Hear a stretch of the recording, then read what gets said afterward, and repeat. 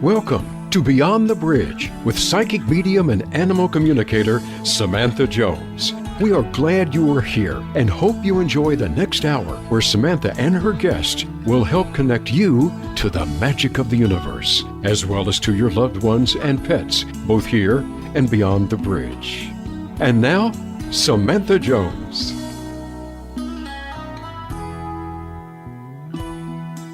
Hello, friends, and welcome to this week's episode of Beyond the Bridge. I am your host, Samantha Jones. Thank you so much for being here today. I hope that you are having a wonderful day so far. Last week, our topic was managing stress and anxiety, and I hope that some of you were able to get some good pointers from that episode about how to help your stress and anxiety. When I do those types of episodes, a lot of times I'm not just talking to my listeners, I'm also talking to myself. And this was definitely one episode that I went back and listened to myself and took some of my own advice, because really it doesn't come from me, it comes from the universe. And so I took some of that advice and I've been trying to implement it. And I hope that some of you have too. It's a constant daily struggle, isn't it? To wake up in the morning and go, this is going to be a good day, and then power through it no matter what comes our way. It's very difficult, but that's what the universe loves to see. And they love when we just surrender to what is coming our way and just kind of go with it. And so I've been trying to do that, and I hope some of you have as well. This week, we're going to be talking about something entirely different. We're going to be talking about in sickness and in health, navigating tough decisions for our pets.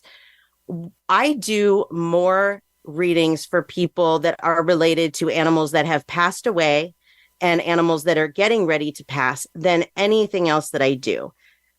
That's because this can be a very, very confusing time. When your pet seems like they might be getting to that point where they're ready to go to the Rainbow Bridge, or you are feeling one way, but your vet's telling you another, there can be so many different things going on here. But whatever it is, these things can help. They can cause us to panic and not make maybe the best decisions. So in this episode, I'm hoping to help you to be able to navigate those times a little bit better. It's very emotional when it's our own animals and they're going through something. And so sometimes we just need to take a little bit of a step back and maybe hear the types of things that I'm going to share with you today. When we adopt a pet or bring any new pet into our lives, one of the realizations that we have to kind of face is that most likely our pets are going to pass before we do. You know, obviously there's those times where that's not the case, but for the most part, we are going to be the ones suffering their loss and not vice versa. Of course, unless you have a bird or a tortoise or something like that. What that means is a couple of things. First, that we are going to have the responsibilities of everything when it comes to these animals. Just like if it was a child, we have to take care of them. We have to provide the proper veterinary care for them. We have to look out for the symptoms that they are ill. We have to treat them more like they are an infant because they can't communicate with us with verbal language. So we have to rely a lot on their body language and symptoms that they may be showing as far as illness goes. The other thing that we face is that we will at some point have to face them passing. And a lot of times that does mean that we have to make that decision ourselves. We have to decide when the right time is. And that can be a very, very confusing and difficult time for people. So this is something that I help with a lot. I have people that book readings so that I can talk to the pet and see if that pet is ready to pass, if they want to stay around longer, how they are feeling. And one of those clients actually is what sparked me to do this episode today, because even though I face this a lot, this particular situation, it has everything in it. So what the situation is they have this adorable little dog, and he's old. He's like 13 years old. He's got some arthritis, got some vision issues going on. But other than that, seems perfectly healthy. And then one of the owners found a lump inside of his mouth. And so she took him in to have it looked at by the vet. And the vet did a little needle aspirate on it where they just take some tissue or fluids out to see what it is, if it's possibly cancerous or something. And it came back that it's something cancerous. So the vet is giving her limited options, but what he is suggesting is that they put this dog through surgery to remove not just this lump, but everything around it so that they can make sure to get all the margins. So they might even end up taking a piece of this dog's nose. So they came to me asking me, what does the dog want? And what are my intuitive feelings for this situation? You know what? We have a caller, so let's come back to this because I want to go ahead and take our caller. I don't want to keep her on hold too long. We'll come back to this story in a second. So we have Haley calling from Vancouver, Canada. Hi, Haley. Hi, can you hear me? I can. Can you hear me good? Yes, I can. How are you? Good. I'm great. How are you today? I'm good, thank you. Good. How can I help you today? I am a member of your Facebook group, and Awesome. You did a reading for my cat Bubble a while back. Bubble passed away a couple of weeks ago, so I really wanted to reach out and see if you were able to connect to her and see if she had any messages for me. Absolutely. I am so sorry for your loss, by the way. Let me connect to her. How old was she when she passed? 18. 18. Wow, old kitty. Okay. So you know, and so the other listeners know, I don't remember my readings. This is actually good for me because can you imagine if I remembered all my readings, it would take up so much space in my brain. So I don't remember doing the reading for your cat. So everything that's going to come from me is fresh. It's new. So let's see what was your kitty's name again? Her name is Bubble. Bubbles. Let me write it down so I remember. Bubbles. Okay. Yeah, Bubble without an S. Just Bubble without an S. Perfect. Okay. Yeah. Okay. So first of all, she's showing me herself at the Rainbow Bridge. When I connect to an animal that has passed, I see the Rainbow Bridge as like this big open grass area. And in this grass area, they do whatever they enjoy doing in human life normally to show me that they're happy on the other side. And what I see her doing is kind of crouching down. She sees there's a lizard and a butterfly. I'm seeing both. And she's seeing both of these creatures and she's watching them. Now, she's not going to hurt them because this is heaven, but she's watching. And this is something that she's telling me that in life, she liked to observe. She was an observer. She wasn't necessarily well, obviously as she got older, but even most of her life, she wasn't like the over excited type of cat. She was more of the observer. Does that make sense? Mm-hmm. Okay. Let me see what she wants to tell you about her situation passing. So, and I'm going to get into this a little bit in this episode today, is that when these things happen, there really isn't any control that us humans have. When our pets choose to pass, that's when they pass. And so Bubble, this was the right time because I feel like if the things that were going on in her body, because I do feel that like there were different things, I feel the kidneys, I can kind of see when they have kidney disease, there's like different things in them and I can see that in her. So that was one thing. There's different things that were just going wrong with her body. I'm feeling like the teeth were an issue. So for her, this was the right time. Any more time would have just been absolutely uncomfortable for her. So she wants you to know that she is absolutely happy on the other side, that she is always with you. She is sending you signs. One of the most common signs that these animals send is rainbows. But for her, and she is saying that that is something that she will send you. So look for rainbows. I'm not just talking in the sky, but I'm talking like on social media, on TV, anywhere. But she's also showing me, because her name was Bubble, she's also showing me bubbles. So anytime that you see bubbles when you're out, like randomly, like a child blowing bubbles or one of those bubble machines, this is a sign that she's saying that she's sending to you to let you know that she is around. Does all that make sense? Okay. Yes. Great. Anything else that I can answer for you today? No, that's really all. I just wanted to see if she had any messages for me. Yeah, I think the big message here for you is that she is still very much around you and she loves you. And okay, one other thing is that she wants you to never, it's hard to say this because we do it, like regret those decisions that we made, that we second guess ourselves. She wants you to know that all of the decisions that you made for her were the best decisions, and she loves you and appreciates that and doesn't want you to second guess that. Okay. So I hope that brings a little comfort. Good to know. Yeah. Okay. Sounds good. Well, thank you so much for calling in, Haley. It was wonderful talking to you. Thank you, Samantha, for your reading. You're welcome. Have a good day. Okay. You too. Bye-bye. Bye. Wonderful. If anybody else wants to call in for a reading or you want to talk about the topic, please feel free to 888-346-9141. So getting back to the story that I was talking about before with this client of mine, they wanted to know what the dog wanted. Does the dog want surgery? Does he just want to be left alone, to enjoy his life? What does he want? And what do I see as being the best thing for him? And there's a lot of different things that come into play here, but one of the big things is age. This dog's 13 years old, and there's a few things that happen, not just to animals, but to us as we get older.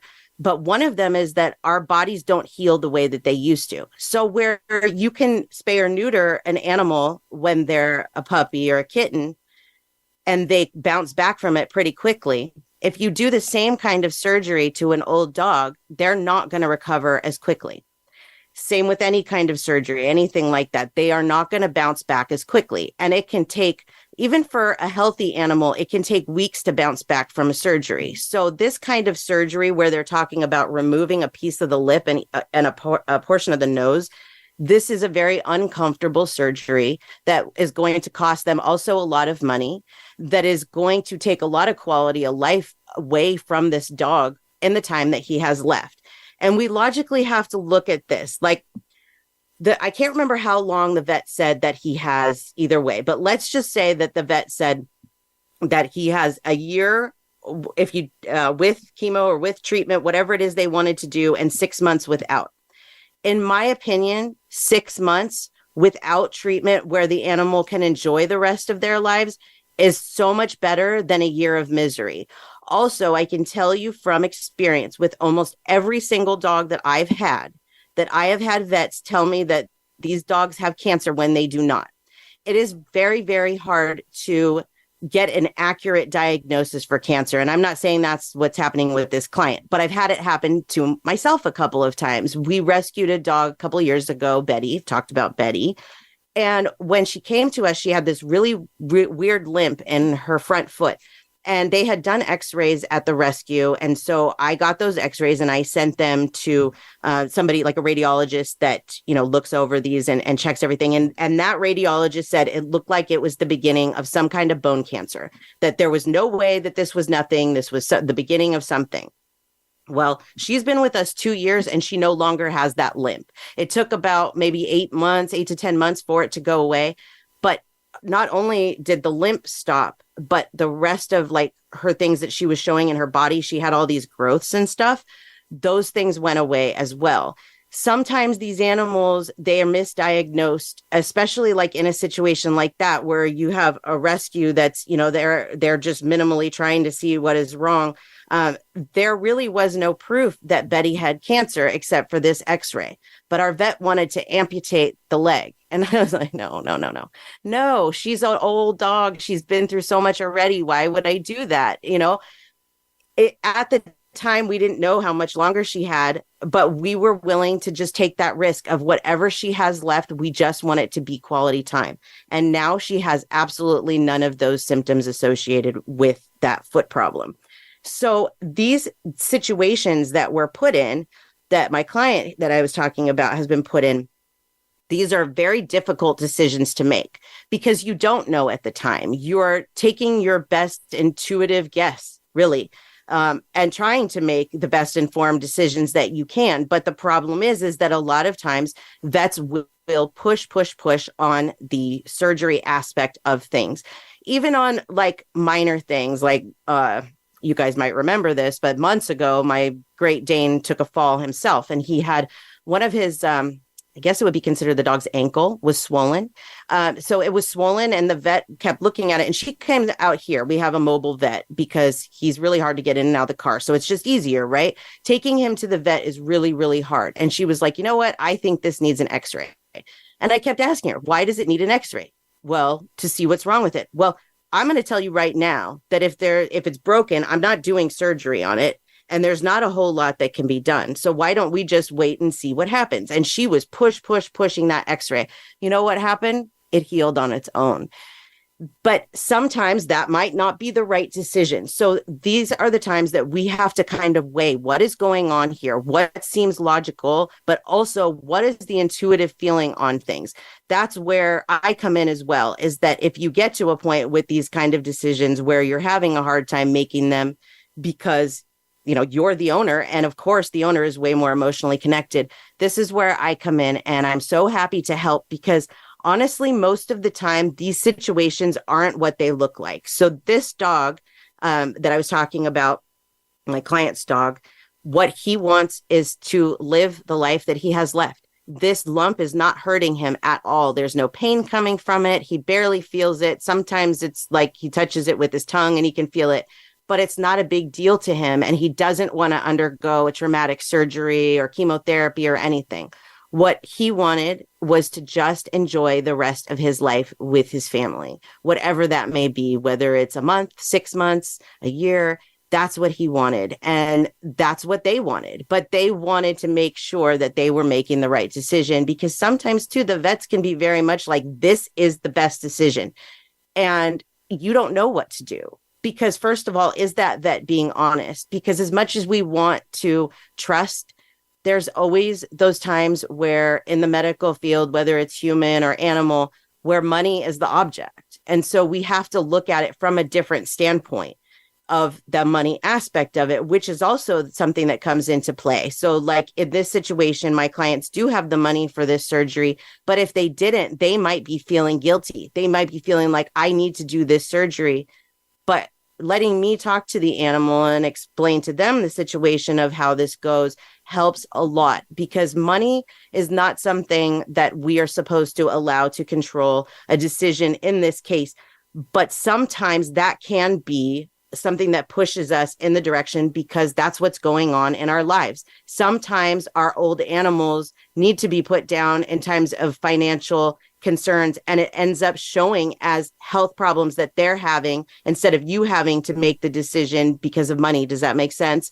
The universe has complete control over this, is what I'm trying to say. So, yeah, there's a lot that goes with this. So I think we should take a break now. And when we come back, we're going to talk about some ways of knowing how, like when it is your animal's time. How do you know? What are some signs that they might show you? Also things that you can do to set signs with your animals so that when the time comes, they can show you these kinds of signs. So let's go ahead and take our break, and we will come back to that. Stay tuned, friends. We'll be right back.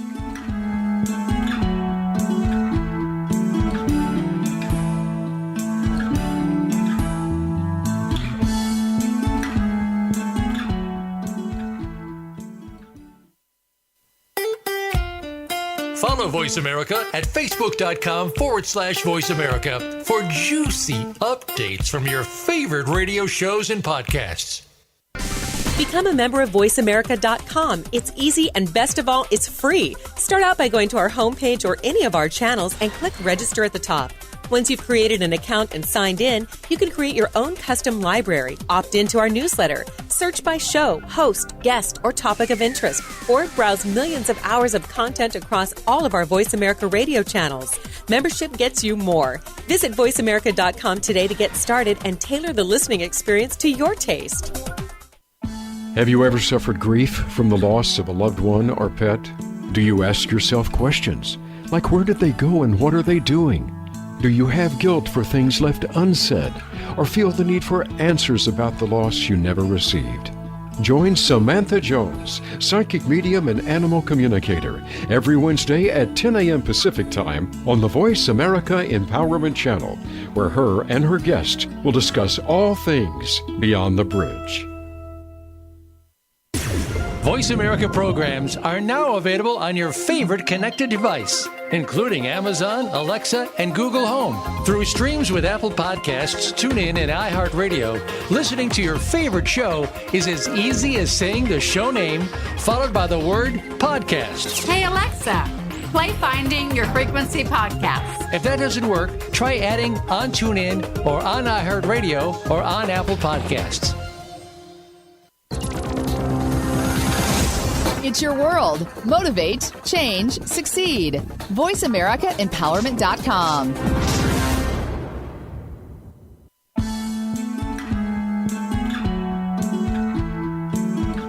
Welcome back to Beyond the Bridge with Samantha Jones. Have a question for Samantha or her guests, or would you like a reading? Join us on the show at 888-346-9141. That's 888-346-9141. Now, back to the show with Samantha. Welcome back to Beyond the Bridge, friends. Today we are talking about navigating tough decisions with our pets. Anytime that we have pets, we're going to most likely face these kinds of decisions. One of the things that used to bother me is that our pets don't live very long, right? Like I have two Great Danes and a lab, and the one Great Dane's probably like 12 because she's a rescue. The lab's like 10, and the big Great Dane is 6. These are all senior dogs. The giant Great Dane is senior because the bigger the dog, the less life that they have. And that is really, really hard for us to grasp. And a lot of times people don't want pets, or one passes and they don't want to get another one because of the pain that is associated with losing an animal.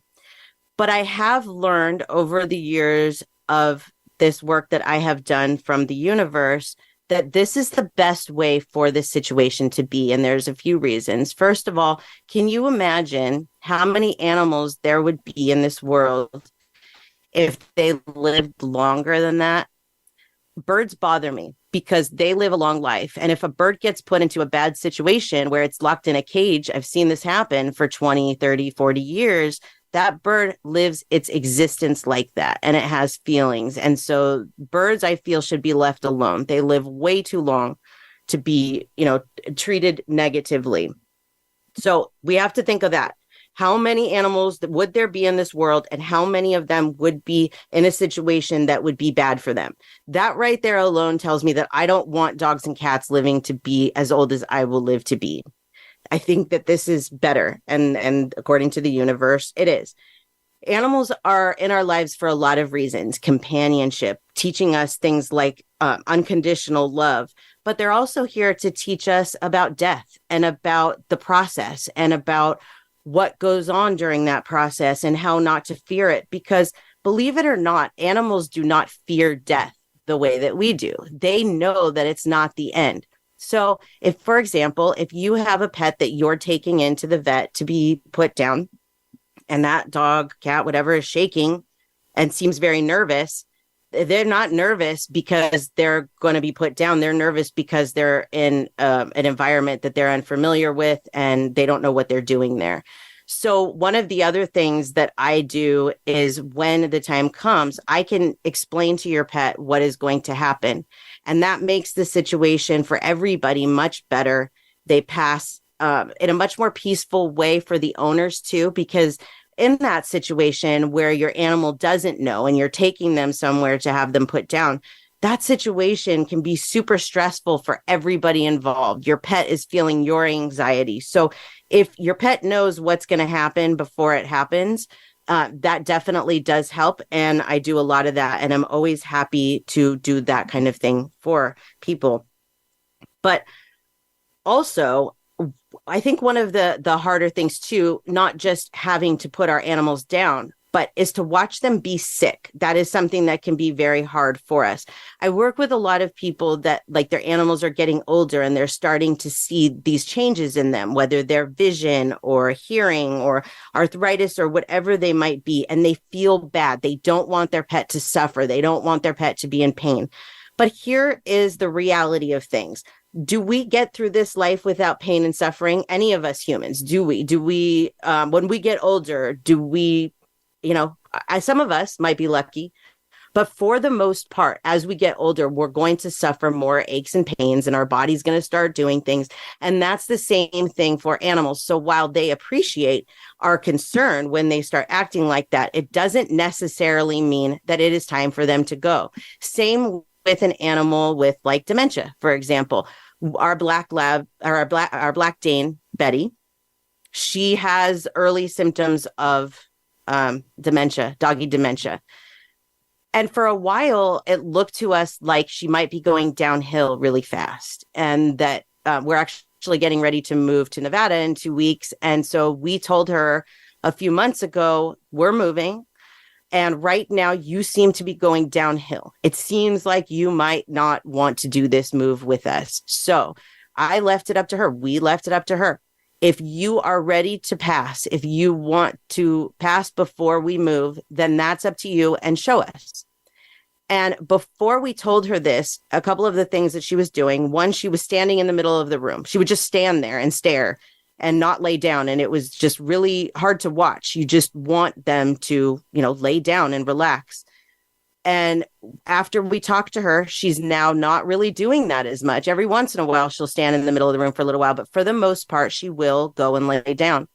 She also at night, when we would get into bed, seemed very, very uncomfortable, even though she was given pain medication. She takes Rimadyl, Carprofen, and gabapentin. And so I thought her physical needs there seem to be being met as far as her physical pain.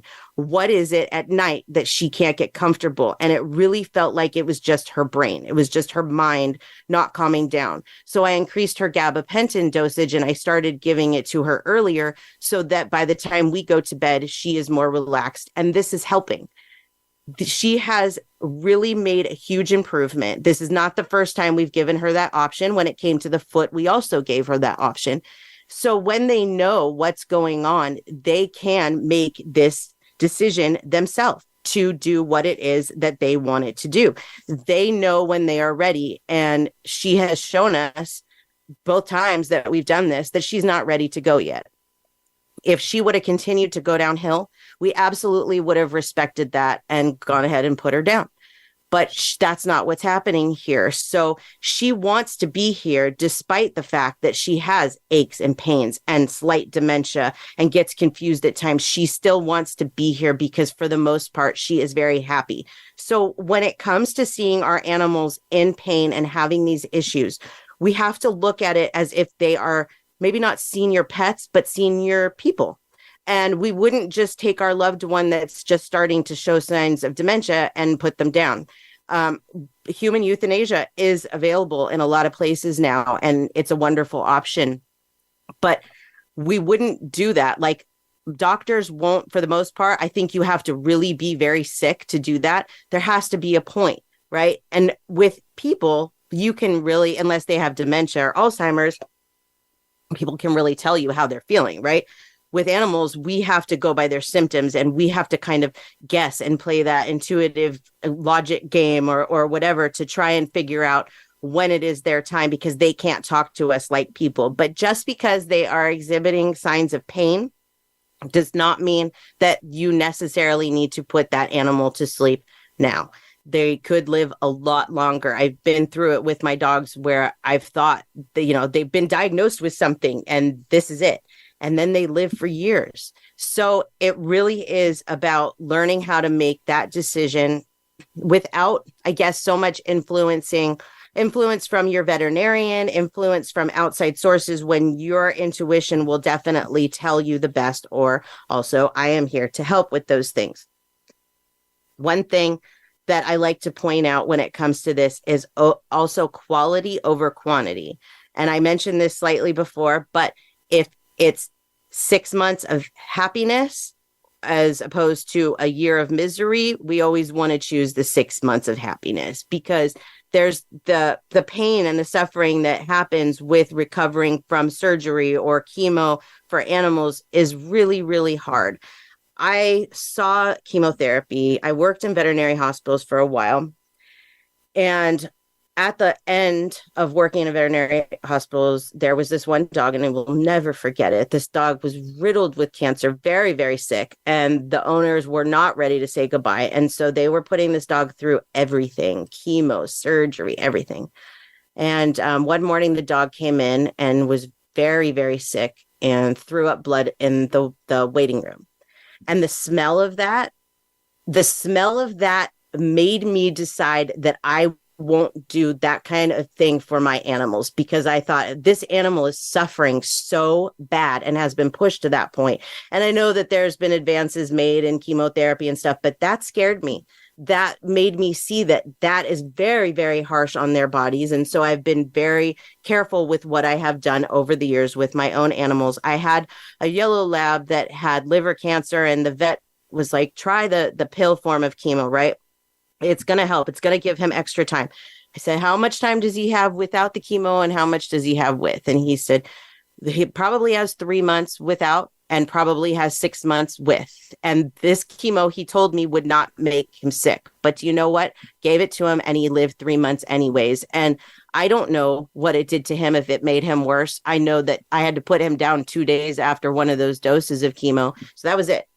That was it. I've now decided that we will do holistic stuff. We will do the comfort care. But as far as cancer goes, invasive stuff is just too harsh on their bodies. And of course, I'm not saying this is the right decision for everyone, but I definitely have learned a lot from my own experiences. And I do like to share those because I think that if you have never been through this, you might not be thinking like this. You might not be thinking of what that chemo might be doing to the inside of the animal's body, because a lot of times we don't know. If you have a pet that you're close to, you probably see certain signs of them not feeling good. But one of the things that I noticed that people do is they might say, oh, well, my pet has been really tired for the last couple of months and isn't eating as well, but I didn't think there was anything wrong. Well, those right there are signs that there's something wrong, because your pet can't just walk up to you and say to you, I don't feel well. I get to where people tell me my dog is just staring at me, just sitting in front of me, staring at me, pawing at me, trying to get my attention. What are they trying to tell me? Well, it's not always health related, but we have to look at what else is going on. And if there's other things going on, other symptoms going on, and put them together and say, my dog is not feeling well.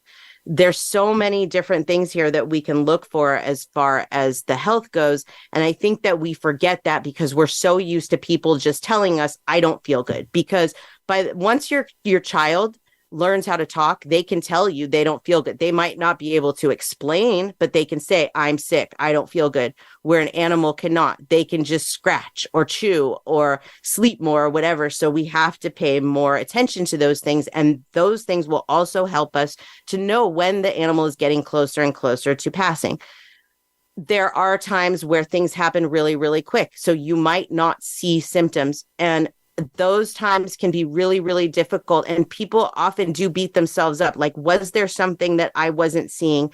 And I've had this experience as well with one of my Labradors that had hemangiosarcoma. Hemangiosarcoma is one of the worst cancers because it sneaks up on you. All of a sudden, you have a dog that was acting perfectly fine that now is bleeding internally. And they don't even know they're sick. But usually it's like a tumor in the spleen or pancreas or liver that causes this, and it ruptures. And that's what happened to my dog, Sierra. And Sierra seemed perfectly healthy. She had just been in for blood work. There was no real health issues there that it seemed of. And then all of a sudden, this tumor ruptured and she passed on the operating table like 4 hours later. So I did beat myself up a lot looking back at that, trying to go, did I miss something? Was there something there that I should have seen? And sometimes there isn't. And it took me a long time to realize there wasn't. I was so on top of that dog and making sure that she was healthy. Like I said, she had just had blood work, but cancer doesn't show up in the blood work. So most of the time. So there wasn't anything in there that was off until she showed those horrible symptoms. So we can't beat ourselves up if we don't see the symptoms, because a lot of times we don't. And a lot of times certain pets too, especially cats and birds and like reptiles and stuff, they cover up symptoms of being sick. This is something that in the wild they have to do so that they're not prone to predators, because predators will smell this out in them, right? If there's a sick animal and they're acting weird, then they become more open to predators. So they have to cover this up, especially birds. So any signs that we see of our animals acting physically weird, we definitely should look at and see what's going on here. Stay on top of it, make a mental note of it, and all of that. So let's see.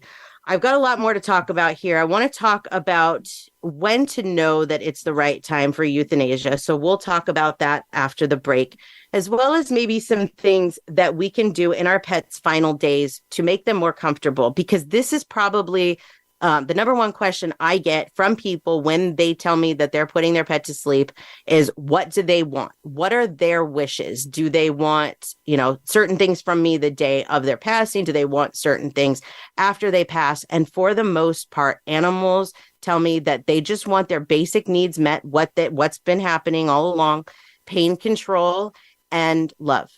They want to spend time with the people that they love. It's not about like we take it and do things with it, like buying them a hamburger, which I will absolutely do for any of my animals. But that's me.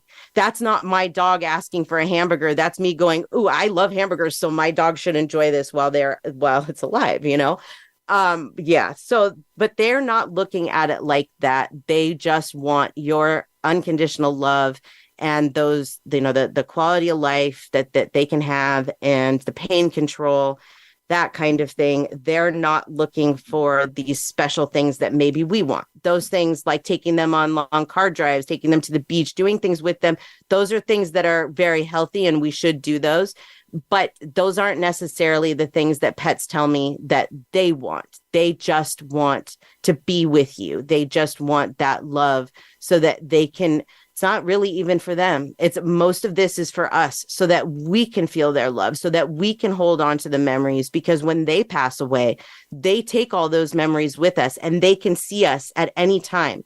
So those memories, giving your dog that hamburger, taking your dog to the beach, taking your cat out, whatever it is that you're doing, you are creating wonderful memories, and our animals do love that. But that's definitely the human side of things, as well as like when we cremate them or bury them or whatever.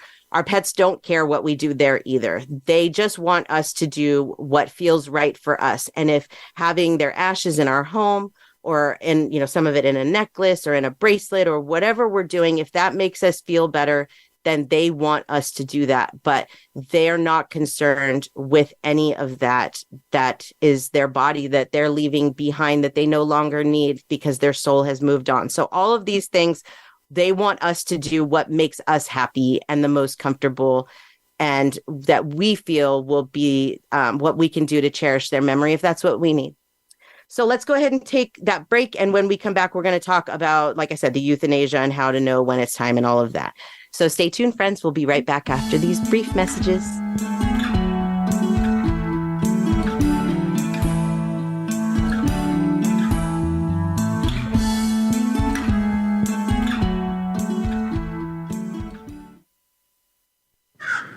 A little birdie told me Voice America is on Twitter. Follow us at Voice America TRN. Where can you listen to some of the world's top life coaches ready to dish out success tips and entrepreneurial guidance? The Voice America Empowerment Channel will do just that. Whether it's personal growth, building a better business, or inspirational life stories, make it a daily habit to tune into our programs. From weight loss and personal branding to law of attraction and increased happiness, you'll find it every day at VoiceAmericaEmpowerment.com. The Voice America Empowerment Channel. It's your world. Motivate, change, succeed.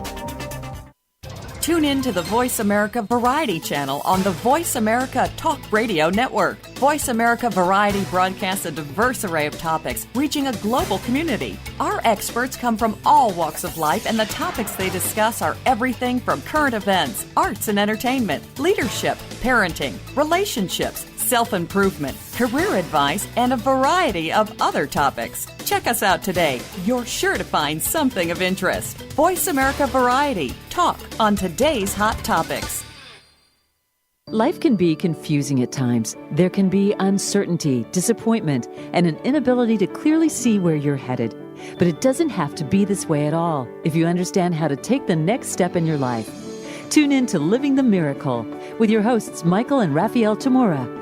We'll help you to find the deeper meaning that awaits you in your life, have certainty in yourself, and learn to be clairvoyant. Listen Wednesdays at 11 a.m. Pacific Time, 2 p.m. Eastern on Voice America Empowerment. It's your world. Motivate, change, succeed. VoiceAmericaEmpowerment.com. Welcome back to Beyond the Bridge with Samantha Jones. Have a question for Samantha or her guests, or would you like a reading? Join us on the show at 888-346-9141. That's 888-346-9141. Now, back to the show with Samantha. Welcome back, friends. Today we are talking about navigating those tough decisions that pet owners usually have to face at some point, right? So I had mentioned that our pets want that love from us, that's the biggest thing, that when I ask them, what is it that you want in these final days, that they just want to be loved, right? Well, there are some other things. So let's talk about those things real quick. When it comes to quality of life, our animals, that's what they're looking for. They want to live it's not about how long, but they want the time to be quality. They don't want to be suffering. So in this time that they are not ready to pass or whatever, where we're trying to, make them have this quality of life, some of the things that we can do for them, number one is pain management. I see a lot of times people that have old dogs, and I ask them, is your dog on any pain control? And a lot of times the answer is no. And I ask why, and they say, well, the vet says it's bad for their liver. Okay, so let's examine this for a second. Again, this is an old animal that doesn't have a lot of time left. Why are we trying to save the liver? I get it if you're going to live another 30, 40 years, but when you might only live another year or two, why are we trying to save the liver over trying to make the pet comfortable? That doesn't make sense to me. It is about pain control, about making sure that our animals are comfortable. If your vet does not want to give your old pet that obviously has pain issues, pain management medication, then it's time to find somebody else. Some of the things, like I mentioned, that I do with ours, they are on Rimadyl and which is also called carprofen. That is very hard on the liver, and it was a difficult decision to decide to put them on that. But that is the best medication for where their pain is. I did try another one, Galliprant, and Galliprant did work very well. It's very, very expensive.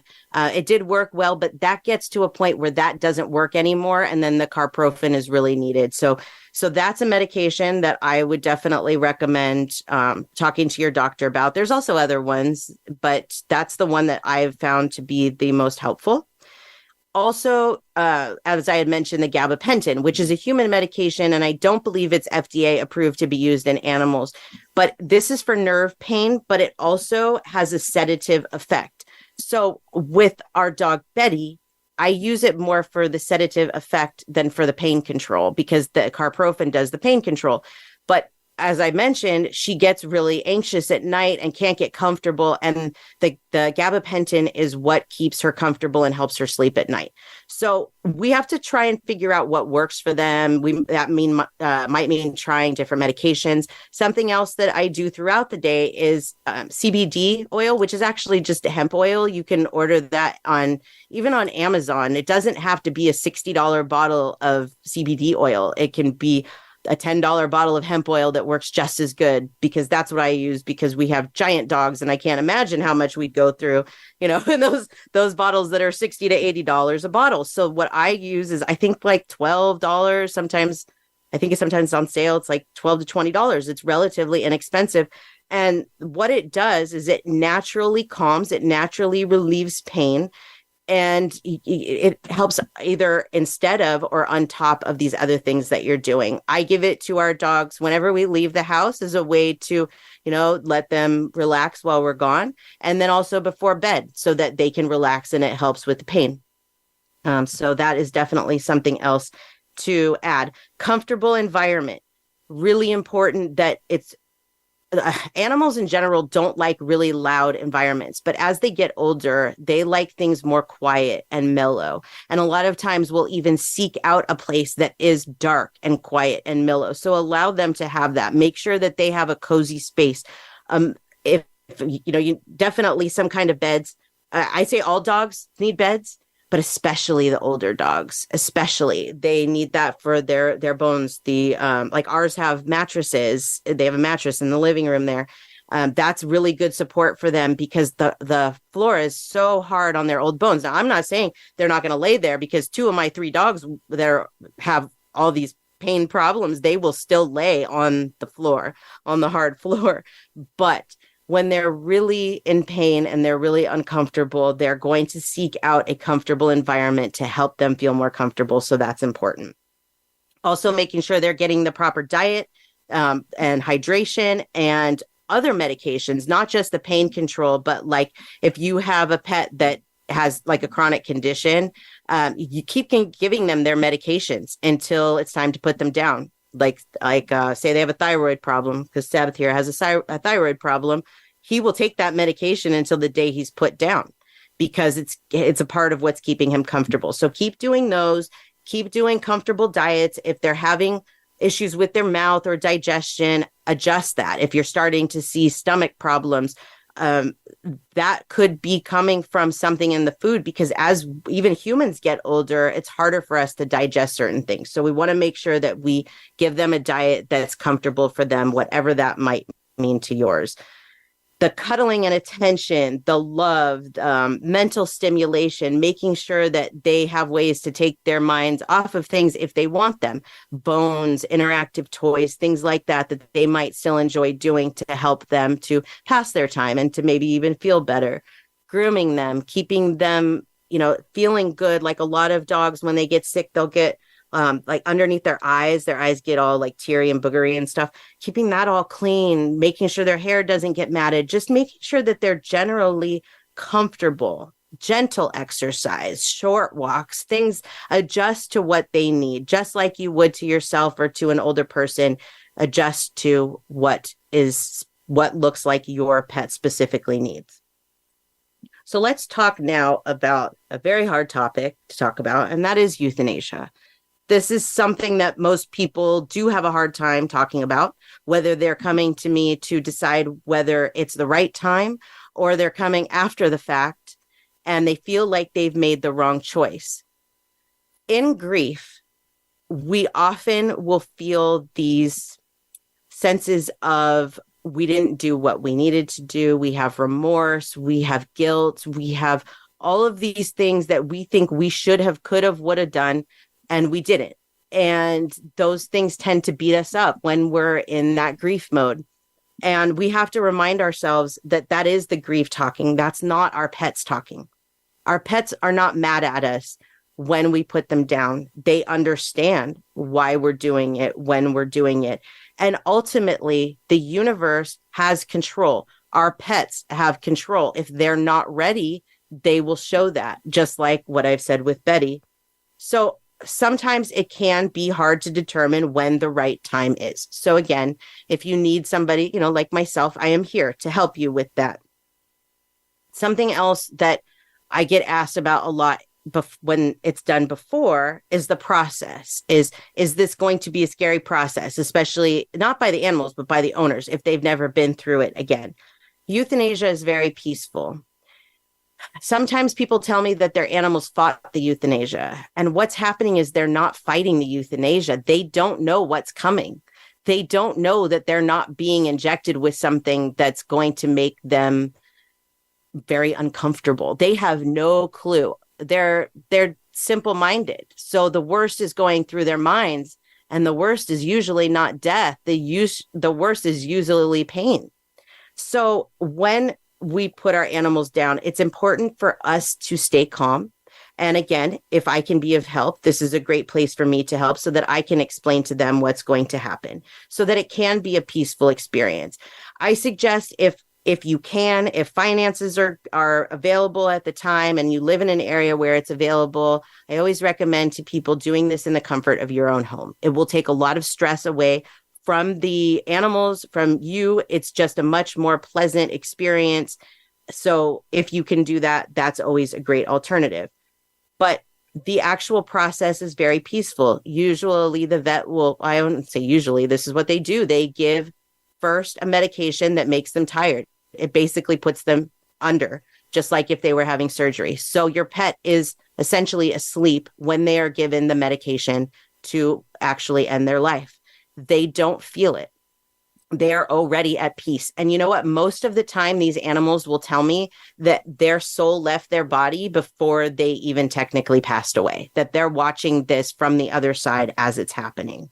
So it is a very peaceful process if we make it a peaceful process. We can make it very stressful and frustrating, but it doesn't need to be that, and it shouldn't be that. But we're the ones that have the control over that. We're the ones that have to let our animals know this is okay. When we're crying and bawling our eyes out and walking into that vet like this is the worst thing that's ever happened to us, our animals feel that.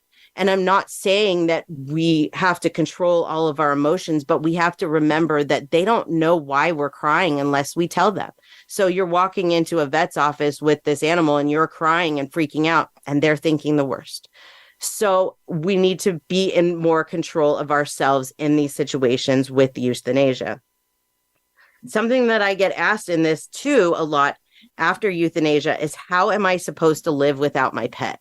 And that is absolutely a statement, a question that comes from grief, because when you're in grief, you don't see any way that you're going to be able to go on without this person or this animal. It just, if you're that deep in grief, it just doesn't look that way. And this is something that over the years, I've had to kind of work at, how do I tell people how they should live without their pets? Because can't just say, just live without your pets, because that's not the way that this works.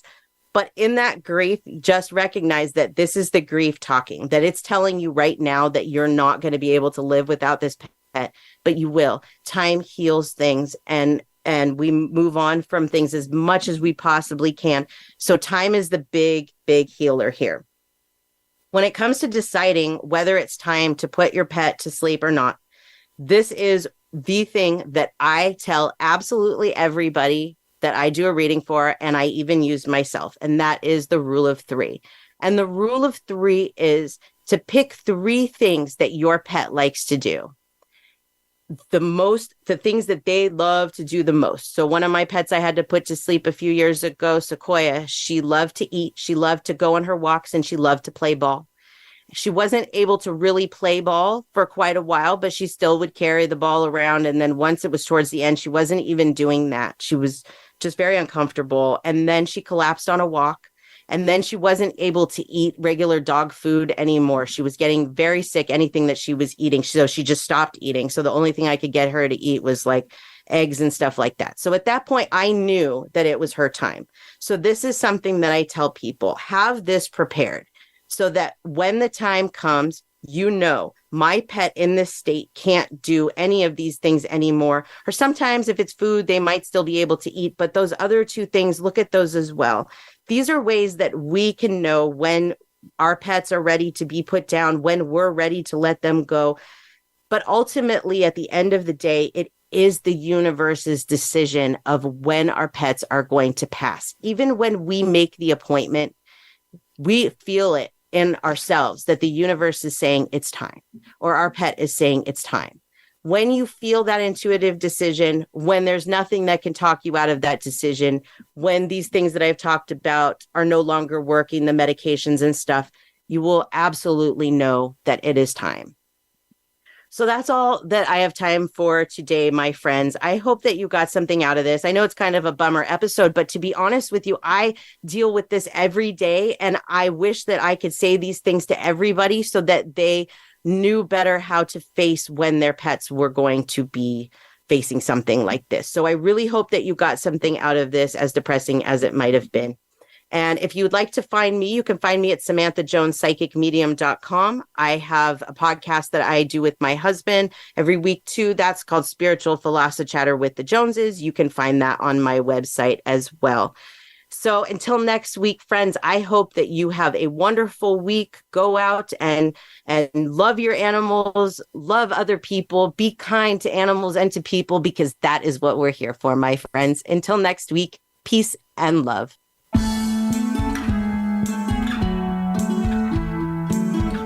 Thank you for tuning in to this week's episode of Beyond the Bridge. We hope you will join Samantha and next week's guest for more eye-opening ways to connect to the universe. Until next week, peace and love.